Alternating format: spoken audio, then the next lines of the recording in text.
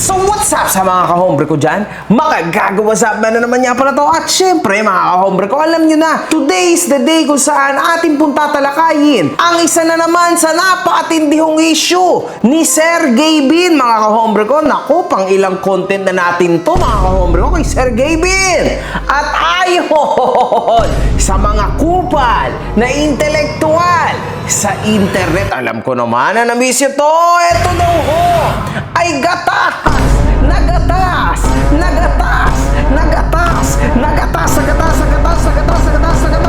mga kahombre ko. Bigyan nyo naman ako ng mga 300,000 views. Sige na! Para sa akin. Anyway, mga kahombre ko, hinahanap nyo ba ako sa Facebook? Ito na ang bagong Facebook ko, mga kahombre ko. Follow nyo ako. Sabay hon nag-post sina Sergey Bin at Elma sa kanilang mga Facebook page. At tayo ho'y nagimbal, mga kahombre ko, ng mga kaganapan na ito. Oh my God, man. I was very shocked. Sabi ho ni Ma'am Elma, mga kahombre ko, ito yung ex-girlfriend ni Sergey Bin. Ouch! Hi everyone! I know a lot of you have been asking about Gavin and me. Ang daming speculations. We really tried our best to work things out. Yes, nakikita ninyo kaming masaya on cam, pero sa likod ng camera, we also have our own problems and struggles na kami lang ang nakakaalam. Nilaban po namin hanggang sa huli. Dito pa lang mga kahombre ko, parang break na talaga sila, no? Para sa akin sa tingin ko. Kasi nasabi na ho ni Gavin to, napaunahan na niya. Na kumbaga, at saka guys, kung nasabi ko na, di ba, nag-post sila ng video, kung ba't sila nag-post ng video sila Allen, is para yun sa mental health awareness, sana. Kaso, ang nangyari ho, marami na nakarelate. Ang dami. Ang nangyari ho, dahil ho, ang mga vlog namin ay puro kalokohan, akala po nila, joke lang yun. Akala po nila prank. Hindi po prank yun, totoo po talaga nangyayari, at nangyari po talaga sa akin yun. At ang isa pa, na baka ito na po yung huli naming beses na gagawin na mag-post kami ng aksidente o magsabi ng problema sa inyo kasi ang daming haka-haka, ang daming nadadamay. Sabi niya magpahinga kami. Sabi niya magpahinga kami, tapos ang nangyari, nung nagpahinga kami, nung nawala ako, hiwalay na daw po kami. Guys, hindi po kami naghiwalay, okay? Hindi po kami naghiwalay. ngunit, mga kahombre ko, unang banat pa lang, personal agad. So, napakasakla po nito. Halatang halata, mga kahombre ko, na mukhang talagang nilakdawan niya ang desisyon ni Sergey Bin, mga kahombre ko. Anyway, aray mo! I just want to clear things up. Hindi lang po kami for the views or anything. What Gavin and I had was real. Dumadating po siguro talaga yung time na hindi mo na mararamdaman yung mutual feeling. Sa love, kailangan parehas kayong nagmamahal. Oh my God, mga kahombre, napakatindi ho nito. Wala kang magagawa pag niligawan kita. Sasagutin mo ako tapos. So meron dito mga kahombre ko na isa sa kanilang hindi na unfortunately nagmamahal sa isa. Sa part na ito, hindi ho 50-50. Usually 70-30 to mga kahombre ko. Usually ho, ang nawawala na ng pagmamahal, kadalasan ay yung lalaki, mga kahombre ko. So, lalo na wag nyo makakalimutan mga kahombre ko, nagkaroon ng issue si Gavin like few weeks ago pa lang yon mga kahombre ko. So, yon, tas biglang nagkahiwalay. Alam nyo yun, medyo ang daming questions sa ating mga isipan. Guys, hindi po kami naghiwalay, okay? Hindi po kami naghiwalay. Sakit ang ulo ko sa inyo I am aware of speculations and rumors spreading online. Magkaibigan po sila. Nabigyan lang po ng mali siya mga kumalat na pictures. Ayun, sinagot pala tayo ni Ma'am Elma. Based sa kung ano lang po ang nakikita. Pero lahat po yun bago mangyari ay alam ko na. Dahil pinapaalam lahat ni Gavin. Please don't make any judgments or spread fake news without confirmation. It's just that the time po nalabas ang pasan. Naglabasan na po ang mga kung ano-anong haka-haka. Matagal po naming sinubukan ang lahat. Our decision is mutual. Like what I've said, we tried our best to make it work. This is not easy for either of us, especially for our families who are also also hurting through this. To Elga, thank you for giving us the time to process the pain and finally face this. We know that this is painful, sobrang nasasaktan kami na nakikitang nasasaktan kayo. Please know that it hurts the two of us more than you know. We were the happiest together, but it just won't be fair to pretend that everything is still the same. Alam nyo mga kahombre ko, sa totoo lang, no? Yung last video, na magkasama sila no nung na-hospital si Gabin, tas 'di ba?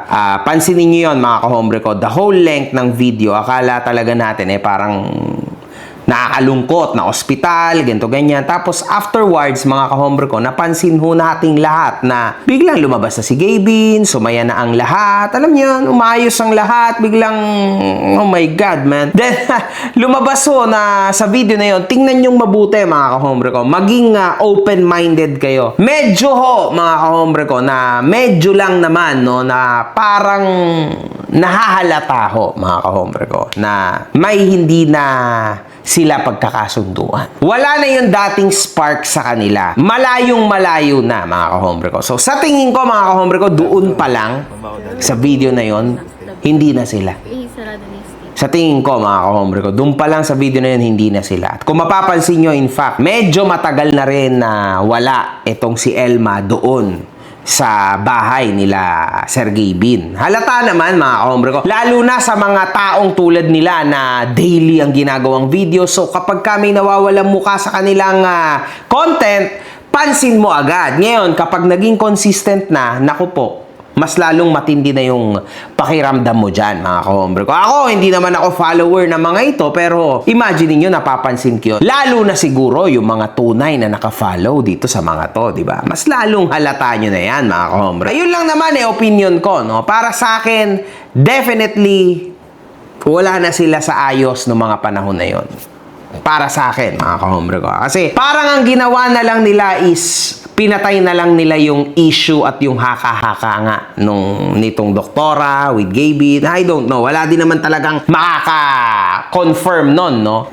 Siguro nagkataon lang talaga, no, na merong ganung issue, sabay naghiwalay sila. So, kayo na bahalang mag-isip kung ano ibig sabihin nun, mga kahombre ko, at kung paano nangyari yun. Speculations over speculations lang naman ang magiging ending ng ating mga comments. Malilinis masyado budi niya. I don't know what the future holds for us. Sabi nga nila, kung kayo talaga. Kaso lang, mga kahombre ko, uulitin ko lang, no? Sinabi na nga to ni Sir Gabin na kapag ka personal life, wag nang i-vlog. At ang isa pa, na baka ito na po yung huli naming beses na gagawin na mag-post kami ng aksidente o magsabi ng problema sa inyo kasi ang daming haka-haka, ang daming nadadamay. Lumalabas, sabi niya magpahinga kami. Sabi niya magpahinga kami, tapos ang nangyari, nung nagpahinga kami, nung nawala ako, Nahanap na. hiwalay na daw po kami. Guys, hindi po kami naghiwalay, okay? Hindi po kami naghiwalay. So, dito pa lang, mga kahombre ko, parang pakiramdam ko lang, no, na parang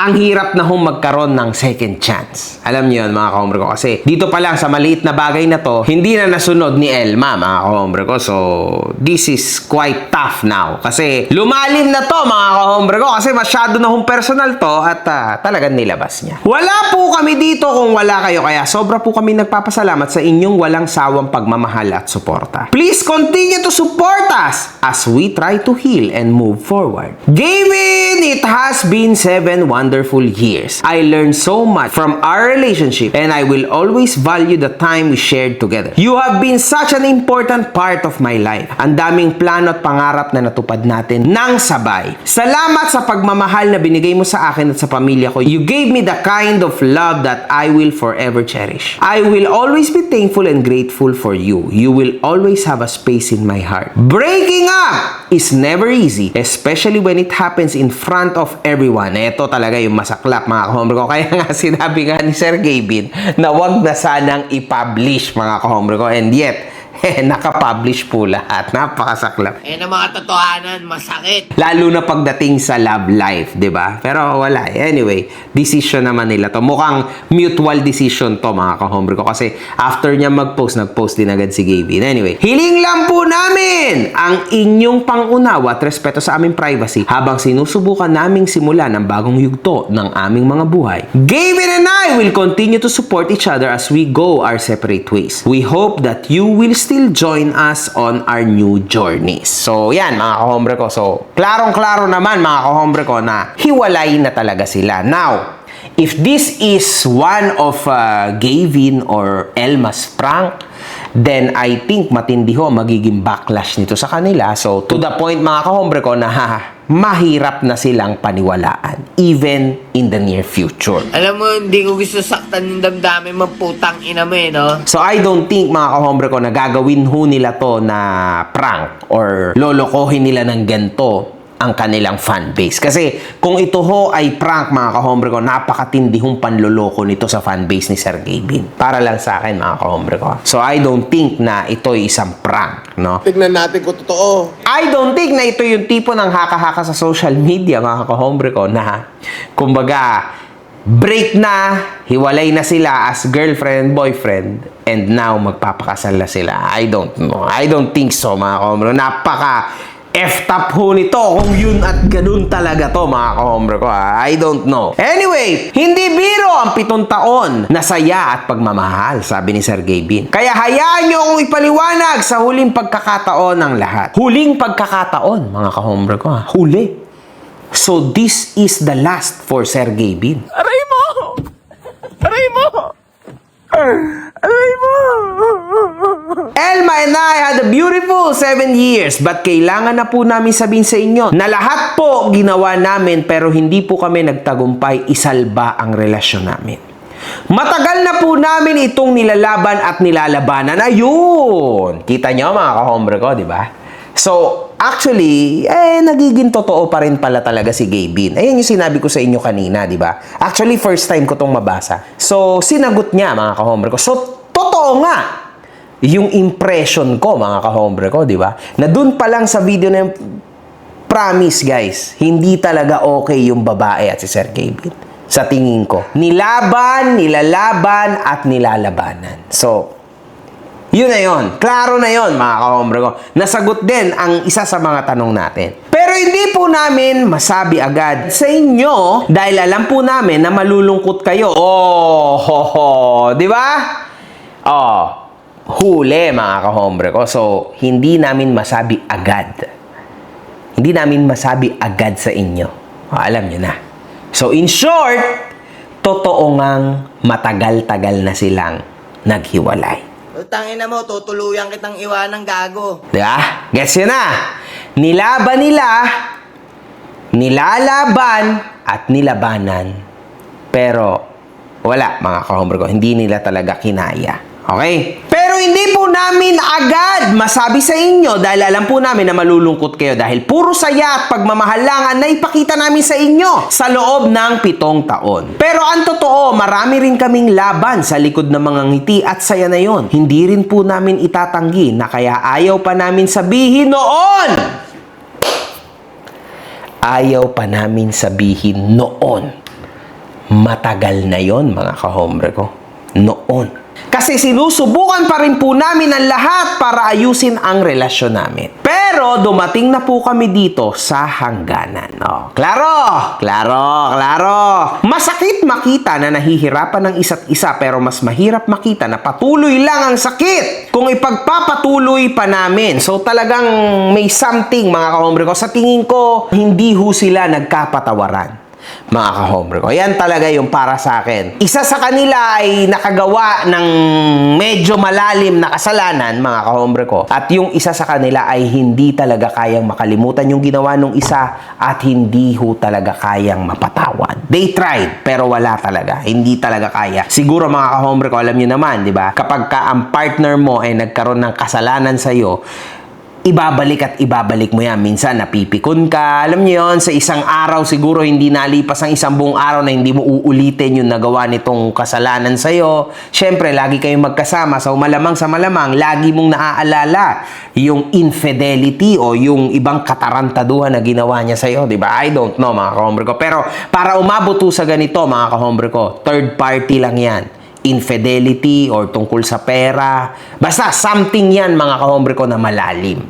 Malalim yan, hindi yan kalokohan, mga kahombre ko. Kaya umabot sila sa hiwalayan. Ang pinakamagandang gawin ay manalangin tayo sa Diyos. Anyway, aware rin po ako sa mga kumakalat na kwento noong nakaraan. Nakakalungkot na sa simpleng litrato, maraming kwento at haka-haka na ang nabuo. Alam ko na may mga taong iisipin na ang mga gawa-gawang kwento na iyon ang dahilan ng aming hiwalayan. Kaya lilinawin ko lang po muli, kaibigan ko po iyon. At hindi po iyon ang dahilan ng aming hiwalayan. Alam rin po ni Elma na may kasabay akong lilipad noon dahil nagpaalam ako at may kanya-kanya kaming lakad. Dito, mga kahombre ko, makikita natin na si Sir Gavin ho ay super defensive. So, kumbaga, talagang iniisip niya na, no, na mababa siya sa part na to. Alam niyo, mga kahombre ko, ganito talaga eh. Alam niyo, bilang isang influencer, mga kahombre ko, ito yung mahirap na part. Kapag ka all this time, ikaw ay nakikita bilang isang influencer, social media player, social media star na malinis. Kasi hindi ka pwedeng magkamali. And at the same time, mga kahombre ko, yan yung isa sa mga advantage ko sa mga to. Kasi ako, mga kahombre ko, basta totoo lang ako. Madalas mali, minsan tama, minsan tumatama, minsan nasa gitna. Pero mahirap akong maging ganito, mga kahombre ko. Kasi wala, naging totoo lang naman ako forever sa sarili ko at lalong-lalo na sa inyo. Ayan na mahirap, mga kahombre ko. Kapag ikaw ay hindi nagiging totoo sa sarili mo. Diyan! Lumalabas yung mga ganitong klase ng pag-iisip. Wala pa man din, kailangan maging defensive. Ako, mga kahombre ko, sa akin, syempre, statement niya naman to, wala man tayong magagawa dyan. Pero, syempre, mga kahombre ko, alam niyo, laging merong something yan. Na laging, totoo ba na ganito? Totoo ba na ganyan? Hindi ho matatapos yung speculation na yan kasi nasimulan na nila lahat ng ito, lalo na sa storya nila, mga kahombre ko, na medyo may halong kasinungalingan. Diba? Siyempre, mga kahombre ko, nilapatan na lang nila yan ang argumento na kasi malulungkot kayo kapag sinabi nila agad. Ganun din naman eh. Sinabi nyo rin ngayon, nalungkot din sila ngayon. So, it was actually never up to them, to the people. It was actually up to you. Kasi pinapaikot-ikot nila yung argumento, mga kahombre ko, di ba? Para syempre, manatiling malinis yung pangalan ni Gavin. Ayaw nilang sabihin sino may mali. So, kahit pa paano, nagkasundo at pinagkasunduan nila yan. Pero meron at merong isang nagkamali dito. Kayo na bahala magdesisyon kung sino. Inangina nyo kasi mga lalaki kayo, umaamin kayo sa babae nyo. Ipagkalat na natin tayo mga lalaki, pukin ang lalaki tayo. Pero as of now, sa paikot-ikot at sa tornado na to, mga kahombre ko, hindi ho maayos, mga kahombre ko. Masyadong magulo, masyadong pinapaikot-ikot at pinapalinis masyadong pangalan ni Sir Gavin dito. Kahit siya, mga kahombre ko. Kasi sobrang defensive talaga. Sobrang crazy nitong anong to. Kaya humihingi po ako ng kapatawaran sa kaibigan ko na yon at lalo na sa pamilya niya. Ito, mga kahombre ko, nasabi niya na to dati. Inulit niya lang ulit. Dahil nadadamay sila ng walang kamalay-malay. Hinusgahan at kung ano-anong paninira, mga kahombre ko. Grabe to. Nangyari pala talaga yan, puta. End of the day, ito rin ho yung sinabi niya dati. So, kumbaga, inuulit niya lang, mga kahombre ko. Nililinis niya lang agad-agad yung pangalan niya before this even came out. So, man, kayo na ho magdesisyon kung ano naiisip niyo dito, mga kahombre ko. Pero ako, hindi ako magpapabola sa mga ganito statement. Kasi masyado na akong malalim for this, man. Talagang Ewan ko, mga kahombre ko. Tama naman po. Oo, wala akong mali sa sinabi mo. Gusto ko rin pong humingi ng kapatawaran sa pamilya ko at lalo na sa pamilya ni Elma dahil sa sakit ng desisyon namin na ito. Kasi alam naman namin na kung mahirap sa amin, mas mahirap sa kanila dahil pamilya na ang turing namin sa isa't isa. Sa bagay, tama naman to. Tito at tita, patawarin niyo po kami dahil nasa dulo na po kami ng masaya naming pagsasama. Masakit man po sa amin gawin ito, pero ito na po ang nakita naming solusyon. Andito lang po ako lagi, mananatili niyo po akong pamilya. Sa lahat ng mga sumuporta sa amin mula umpisa, hindi nyo alam kung gaano kasakit sa amin yung desisyon na ito dahil parte kayo na naging buhay namin. Isa kayo sa bumuo sa amin. Anyway, nasabi na to ni Elma, mga kahombre ko. Elma! Gusto ko lang sabihin na habang buhay kong dadalhin yung pagmamahalan natin at isa ka sa pinakamaganda nangyari sa buhay ko. Ayan. Ito, totoo to, mga kahombre ko. And in this, I believe, actually. Wala akong pagsisisi sa lahat na nangyari dahil napakadami mong naituro sa akin at naitulong sa akin. Ikaw ang naging kasangga ko sa lahat ng bagay, sa hirap man o saya. Natapos man ang lahat, pero ang saya ko lang na ang dami nating narating na magkasama at mga plano na natupad. Nasaksihan ko kung paano mo nabuo ang mga pangarap mo, kung gaano ka kasipag at kabuting tao. Lahat na meron ka ngayon ay pinaghirapan mo. Saksi ako na maaga kang nagigising at umaga ka na rin natatapos magtrabaho. Sa kung paano mo inahon yung sarili mo at pamilya mo sa hirap, kung meron man akong ambag o naitulong sa tagumpay mo, siguro yun lang ay ang suporta ko sa iyo. Pero lahat yan ay ikaw ang may gawa. Proud ako sa iyo mula umpisa hanggang dulo. Ayoko magsalita ng tapos pero hindi naman natin alam kung anong pwede mangyari sa hinaharap. Basta ako, I will never forget you and I will always be here for you. Susuportahan at papalakpakan kita kahit nasa malayo ako. At gaya ng sabi mo, ako din. You will always have a space in my heart. So, makikita natin dito mga kahombre ko, napakakonti lang ho ng minuto no, ng agwat ng kanilang posting. And yet, mga kahombre ko, kumbaga, parang nakumpuni niya agad itong status na ito and na-rebat niya pa. Gaya nga ng sabi mo, ako din, you will have a space in my heart. So, kumbaga, ito ho, planado, mga kahombre ko. Planado ito, kumbaga, sinend ni Elma kay Gabin, sinend din naman ni Gabin kay Elma yung rebat, and then si Elma muna yung nag-post, after 10 minutes, si Gabin naman yung nag-post. So, planned ho ito, mga kahombre ko. This is well planned, pero hindi ko sinasabing scripted. This is planned. Okay? Kumbaga siguro, para malimit no, yung damage. Damage control ang tawag dito, mga kahombre ko. Kasi alam din ni Sir Gabin na kapag hindi siya naglabas ng kahit na anong statement after Elma's statement, siguradong masisira ho siya sa muka ng internet. Sure yun, mga kahombre ko. Kaya walang choice si Gabin but to do this. Every story has an end, but in life, every ending is just a new beginning. So, ayan, mga kahombre ko, makikita naman natin to, no? Naniniwala pa ba kayo sa mga pinagsasasabi ni Norman Mangusin? Ako po, ipinanganak akong super yaman. Makikipagsunugan talaga ako ng pera sa kanila. Gusto nila, sunugin nila ako ng pera nila. Pero sisiguraduhin ko, hindi pa ho ako napapasok. Ubos na yung pera nila. O ayan, Basya, naghahanap ka ng relo. Ayaw, Wimbledon. Ito yung aking president. Ayan yung bracelet na hinahanap nyo. Sinabi nyo yung sinala. Taraktado kayo, minuminuto. Bakit todo-todo po ang pasasalamat niya sa mga OFW? Ay, Hazel 21. Nagpalipad na naman si Hazel 21 ng USA. Thank you, Hazel. Thank you. Nakita mo na ba si Leia Weda? Nagpadala na ng 80,000 yen. Bukod pa ron, nagpapalipad pa rito. Tangina mo! Para ho sa mga OFW na awang-awa kay Norman Mangusin, huwag na kayong magpapadala kung saan-saan kasi may transfer fee. Baka maghalit niya si Norman kasi may bawas pa yung ipapadala niyo sa kanya. Tangina mo? Ganito na lang. Para may libreng $20 pag pinadala mo yung pera mong pinaghirapan para kay Norman o sa pamilya mo, gumamit ka ng TapTap Send. Oo! Ang TapTap Send ay isang remittance money transfer application. At kilala ito dahil una, fast transfers ang pera mo darating agad. Mapa-Gcash man yan, BPI, BDO at kung ano-anong bangko na may online. Napakasimple, di ba? Ngunit, huwag niyong kakalimutan na sa una niyong padala, basta ginamit niyo ang promo code ko na makagago, meron kayong libreng $20. Di okay. Ano pang hinihintay nyo? Palipad na kayo using TapTap Send.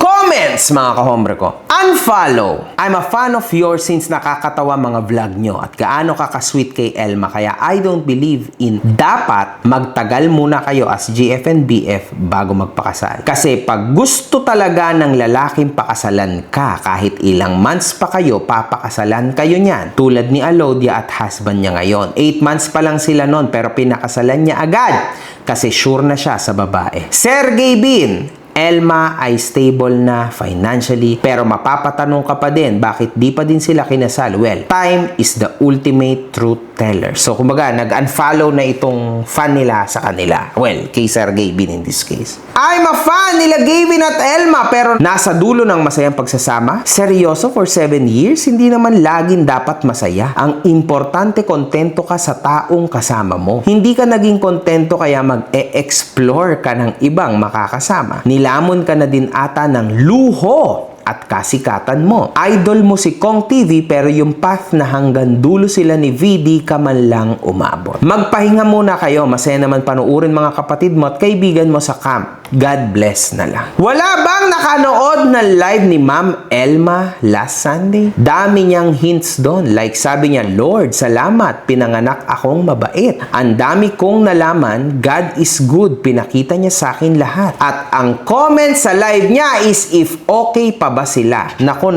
Gavin. So, yan mga kahombre ko. So, I think isa ho ito sa fan niya, no? So, mukhang napanood nila talaga and I can actually confirm mga kahombre ko na legit na may live talaga to. Kaso lang alam nyo naman sa TikTok mga kahombre ko, hindi naman yan napapublish. Kumbaga, after mong mag-live, deleted agad yung live. So, yun ang problema mga kahombre ko. Pero, syempre, medyo ano ho ito. Masakit ho ito mga kahombre ko kung totoo man to, no? Anyway, tandaan nyo mga kahombre ko ito na ho yung huling nag-appear si Elma sa video ni Gavin mga kahombre ko. So, it was June 7, 2026. Yun ho yung panahon na ipinablish yung video. Pero sa tingin ko mga kahombre ko, hindi ho June 7 literal yung last kung kailan nyo na shoot. So, baka medyo mas matagal pa. Baka around May pa yan, mga kahombre ko Baka ito na po yung huli naming beses na gagawin na mag-post kami ng aksidente o magsabi ng problema sa inyo kasi ang daming haka-haka, ang daming nadadamay. lumalabas. Sabi niya magpahinga kami. Sabi niya magpahinga kami, tapos ang nangyari, nung nagpahinga kami, nung nawala ako, Nahanap na. hiwalay na daw po kami. Guys, hindi po kami naghiwalay, okay? Hindi po kami naghiwalay. Isa pa, isa marami nadadamay. Isa, yung best friend ko, Si Karen. Diyos ko, yun daw yung reason ba't kami naghiwalay. Yung, Anak na. may anak asawa na po yun, tsaka, Diyos ko, nakita lang nila yung throwback picture. Picture lang dahil. Yun na daw. Okay? Tapos, yung tropa ko din sa La Union, si Ira. Dami sa TikTok. Kung ano-ano yung lumalabas sa TikTok, may nakita rin na kumakain kami na marami, magkatabi lang kami. Hindi dahilan kung ba't kami nag-iwalay. Guys, hindi yun, tropa po yun. Tropa yun guys. Tropa po namin, alam po ni Elma yun. Kaya, pati si Ma'am Pao, yung sekretary po namin dito. May asawa na yun. Diyos ko, may asawa po yung kasal po yun. Yung asawa po ng kaibigan po namin. Yes. Nalilink sa akin, minsan nalilink kay Kelsey, hindi lang naman sa akin, kay Kenneth, kay Bernel. Diyos ko guys, nakakahiya, kaya kami, kinontak po namin kagad sila.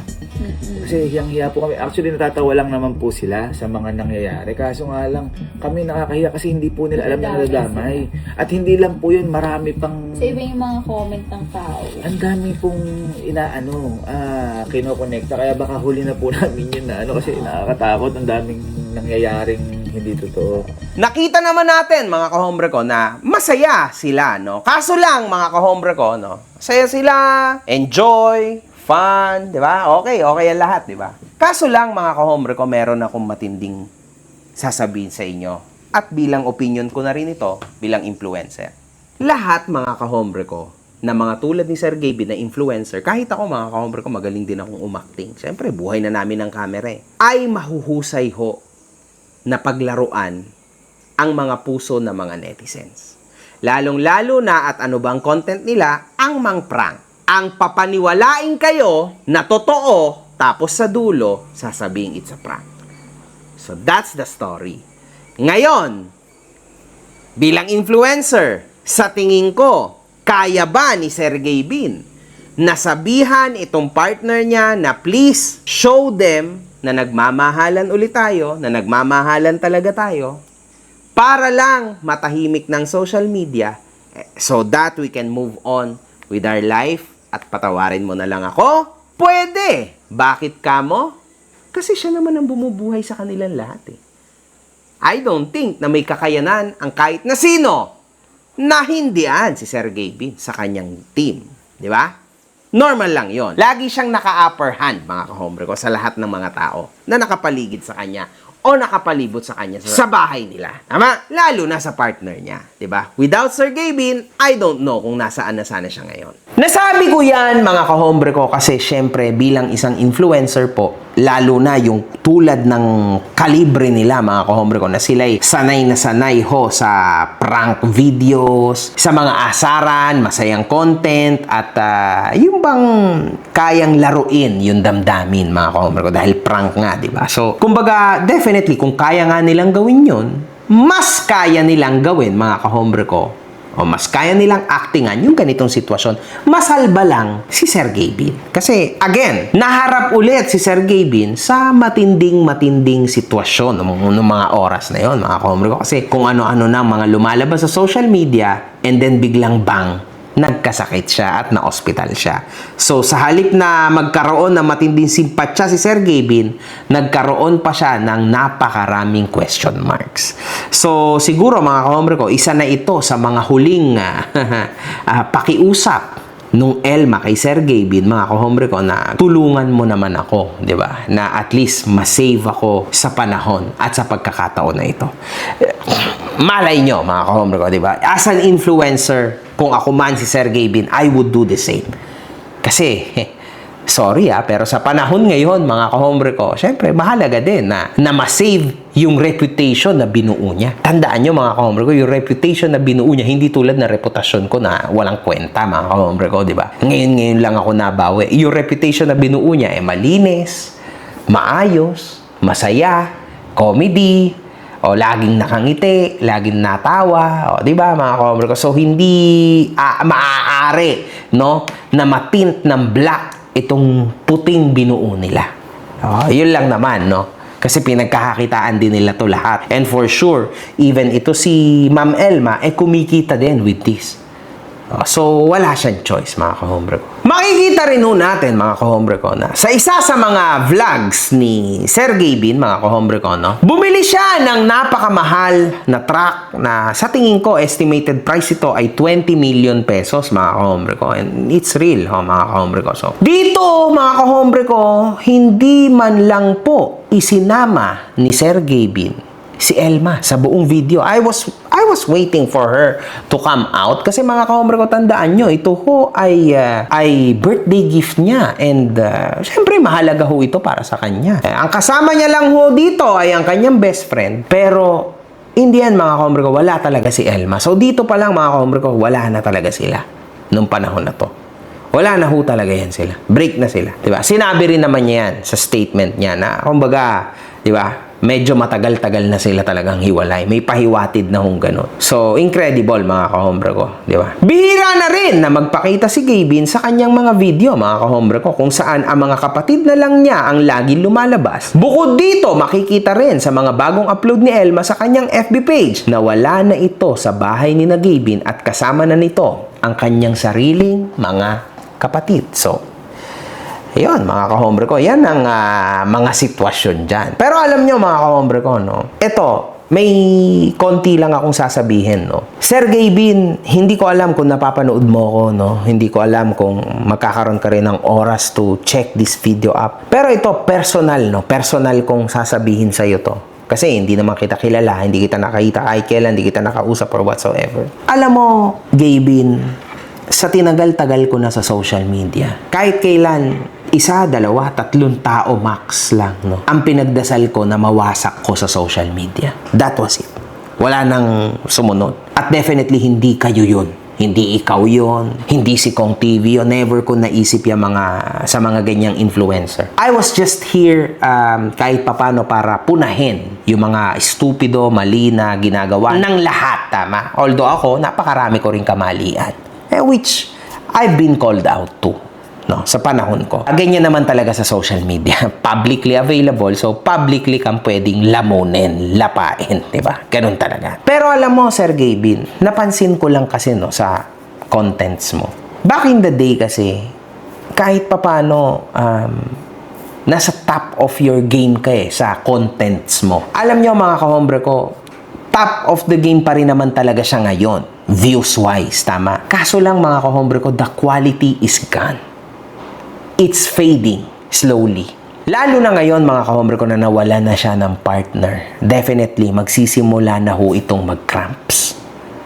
Alam niyo, ayoko naman no, na mangyari to sa kanya. Pero sa dinami-dami ko ng mga influencer na nakitang umangat, napakarami rin ho ako nakitang bumagsak. In fact, nag-iisa na lang ako sa mga napakatagal na sa internet na medyo relevant pa. Di ba? Kaya nakikita ko yan mga kahombre ko. Kitang-kita ko. And ito lang, Sir Gavin, para sa akin, man. Kung hindi mo ititigil itong low-key mo na pagsisinungaling, low-key mo na pagtatago sa mga bagay-bagay, pagtatago sa tunay na ugali mo, pagtatago sa minsan mga kasinungalingan din, di ba? Na alam mo naman, di ba? Kaso unfortunately, wala kang choice but to say otherwise sa publiko mo dahil nga malinis nga yung binuo mong imahe. Mahihirapan ka. Lalo na ngayon na nawalan ka na ng partner sa social media na kilalang kilala kayo, makinang kayo together. At lalong-lalo na yung low-key mo na flexing. Halata naman, Sir Gavin, sa totoo lang na syempre, di ba? Alam ko na masaya ka, nagkaroon ka ng 20 million na car o na truck, sobrang dami yung sasakyan. Pero kasi, uulitin ko lang, hindi ito yung binuo mong imahe para sa'yo. Di ba? Ngayon, kung kunwari man na ako yung gumawa niyan, dati, ginagawa ko naman yan talaga dati, o si Doggy ang gumawa niyan, hindi yan masyado mapapansin. Kasi, they are used to it. Pero kung ikaw yung gumagawa ng ganito, hindi siya bagay sa persona na binuo mo.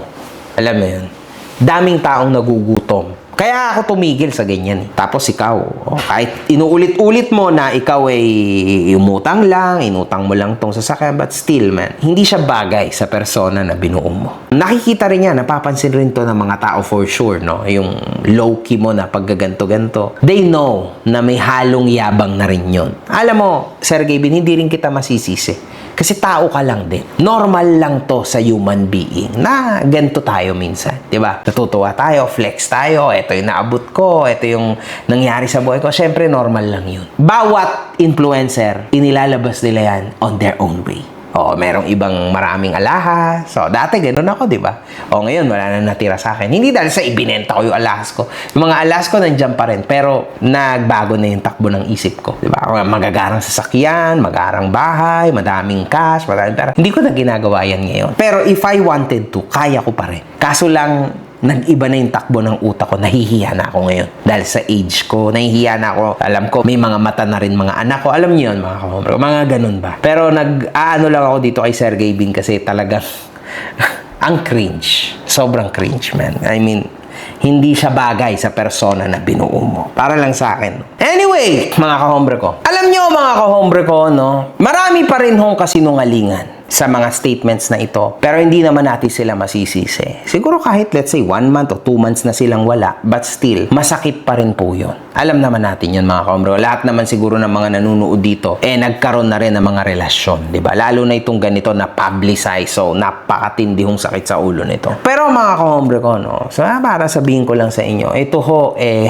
malayo pa sa katapusan. Kasi napakarami hong magiging speculation dito hanggat hindi ika-clarify ni Gavin kung ano ba talaga ang motibo ng paghihiwalay nila. And unfortunately, marami ring madidisappoint at isa na rin ako doon kasi bakit hanggang sa dulo hindi nyo talaga inilabas yung katotohanan. Yan tuloy, ang dami lalong gagawa ng storya. Diba? Hindi ba mas ayos na kayo na mismo yung naglabas ng sarili niyong storya. Anyway, mga kahombre ko, nakakalungkot kasi my God, man. From now on, ang dami ko na kasing nakitang ganito eh. Dati, meron nga tayong nakilala na ganyan. Naalala nyo naman siguro ang Jamich. Naalala nyo, mga kahombre ko, na sa short film na to, nakikita natin dito, nandito yung Neo, nandito yung Jamich. Nandito si Jam, nandito si Mitch. Now, mga kahombre ko, makikita rin ho natin dito, itong sinabi ng nanay ni Jam kay Mitch. Inex ko si Mitch. Sabi ko, Mitch, first time nagayo sa akin ni Jam. Kung sawa ka na sa ano ko, sorry mo sa akin. Yun na kasi, ang sakit eh. Yung pag-ipat ng anak ko sa ibang bahay, sobrang sakit na sa akin. How much more kung mawawala yung anak ko. Hindi ko na kaya. May mga ulat ding lalong napalayo ang damdamin ni Mami Maricar kay Mitch nang maugnay ang pangalan nito sa baguhang singer na si Neo Domingo. Nauna nang itinanggi ng dalawa ang di umano'y espesyal nilang pagkakaibigan. Marami ako narinig, pero in times, tsaka na lang ako sasalita. Abinado ang singer na apektado ng mga chismis ang pagkakaibigan nila ng dalaga. Naging medyo awkward. Medyo awkward kasi hindi ko naman ginusto to. Kasi wala akong ibang intention dito. Kaibigan lang ako. Nakasama ko siya sa work. Hindi ko iniisip na aabot sa ganitong bagay, sa ganitong sitwasyon yung mga pangyayari. Pero siyempre, sabi ko nga, kaibigan ako ni Mitch. Kaibigan kami ni Mitch. Hindi namin siya basta-basta iiwan, lalo na sa mga ganitong issue na wala naman talagang katotohanan. Di okay. Di wow. And then, surprise, surprise. Tama naman. Time is the ultimate truth teller. Naging mag-asawa na ho si Mitch at si Neo at nagkaroon na sila ng anak ngayon at happily married na sila. So, di ba? I mean, kung babalikan nyo yun, di ba? Itinanggi-tanggi nyo, tas yung pala totoo. Kaso wala na. Tapos na. And at the same time, mga kahombre ko, nawala na rin ang fame ni Mitch. Hindi ko naman yan wini-wish sa kanila kasi syempre sana talagang yumabong pang career nyo even after this, pero marami ng disappointments na lalabas dyan. Lalong-lalo na tandaan nyo parate, hindi na ho tanga ang mga nanunood sa internet. Kaya huwag nyo nang itry magpaikot-ikot kasi somewhere down the line, mahuhuli kayo. Lalong-lalo na ng mga kahombre ko. One love, good fucking vibes. One love, good fucking vibes. Yes, of course. Galingan mo ka, putang ina mo!